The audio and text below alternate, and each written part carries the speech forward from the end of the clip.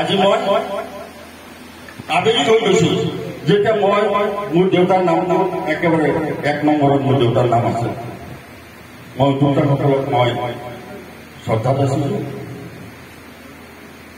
আচলতে মই সেই অনুষ্ঠানটোত সময়মতে উপস্থিত হ'ব নোৱাৰিলো। বহুত সপোন আছিলে এই নৱখুটা জাতি আগবঢ়াই নিয়াৰ ক্ষেত্ৰত।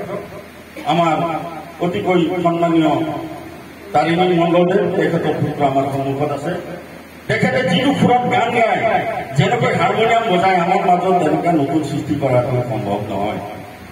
আমাৰ প্ৰতাপ ৰয়দেৱ, আমাৰ লক্ষণ ৰয়দেৱৰ পিতৃ মনীন্দ্ৰ ৰয়দেৱ, মই দাদু বুলি কওঁ। মোক মানে কি ক'ম আৰু এই আমাৰ যি আইতা বুলি কওঁ, থাপৰ এটা মাৰি লৈ পেলাই মোক কথা ক'ব কৈ গৈছিল এতদিন তই যে মোক দেখি না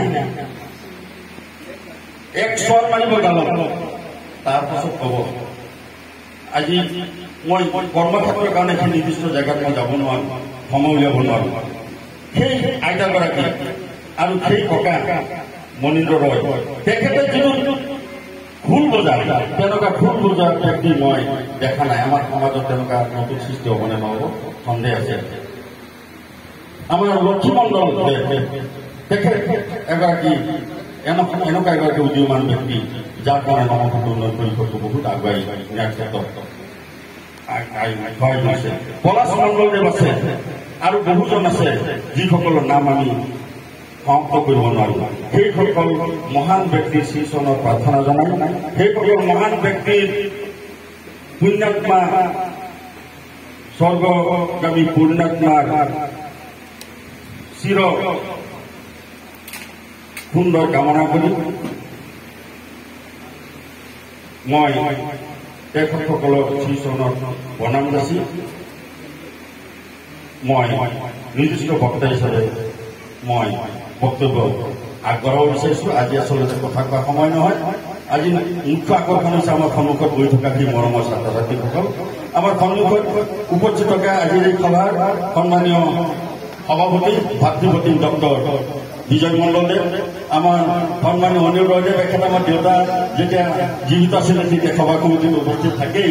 আমাৰ নৱখুটা উন্নয়ন পৰিষদৰ প্ৰত্যেক সভাতে থাকে। আমাৰ জিতেন ৰয়দেৱ তেখেত সভা কমিটিত, জিতেন মণ্ডলদেৱ প্ৰত্যেক সভা কমিটিত থাকে। আৰু আমাৰ দেউতাৰ লগত যেতিয়া বহি থাকে তেতিয়া উঠিবলৈ খোজে, দেউতাই বহাই দিয়ে জয় বাবা।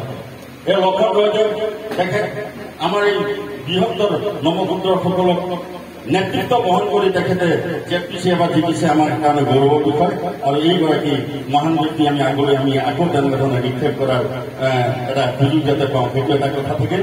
আমাৰ সন্মুখতে আমাৰ ওচৰতে ৰৈ থকা ধৰণী ৰয়দেৱ, তেখেতটো সেই দেউতাহঁতৰ দিনতেই একেবাৰে সভা সমিতিত থকা আমাৰ বলৰাম বিশ্বাস ডাঙৰীয়া, আমি ভাষাৰে বুজাব নোৱাৰো।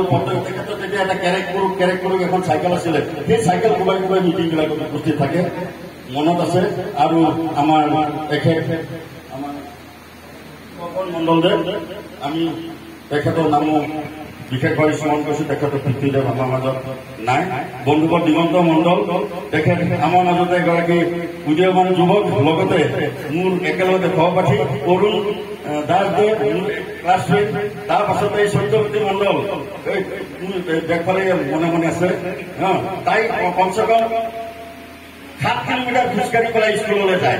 7 কিলোমিটাৰ 14 কিলোমিটাৰ স্কুলত খোজকাঢ়ি যায় ঘৰৰ পৰা। আমিতো আজিকালি খোজকাঢ়িবই নাজানো।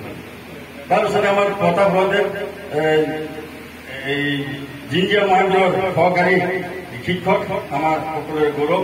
তাৰপিছত আমাৰ পিছত আছে আমাৰ মনোনীত চৰকাৰ, একেলগতে তেওঁৰ বিচনাত মই শুই পঢ়ি পেলাই মই BA পাছ কৰিছো।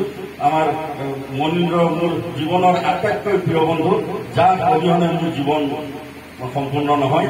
আৰু আমাৰ বিনোদ চৰকাৰদেৱ, তেখেতটো পূবদিয়ালী হাইস্কুলৰ আটাইতকৈ বেছি দৌৰবিদ আছিলে, চবতে ফাৰ্ষ্ট হয়। মানুহৰ লগত কঠিয়া হলে কি হ'ব, চবকে পিছ পেলাই দিয়ে, ইমান স্মাৰ্ট আছিলে। গতিকে এইগৰাকী আৰু মোৰ সন্মুখত বহি থকা বহুত এজন আছে, সকলোৰে নাম ল'ব নোৱাৰি। আৰু সেইসকল উদ্যোক্তা যিসকলৰ নেতৃত্বত আজি এই সভাখন, ইমান সুন্দৰ সভাখন ইয়াত অনুষ্ঠিত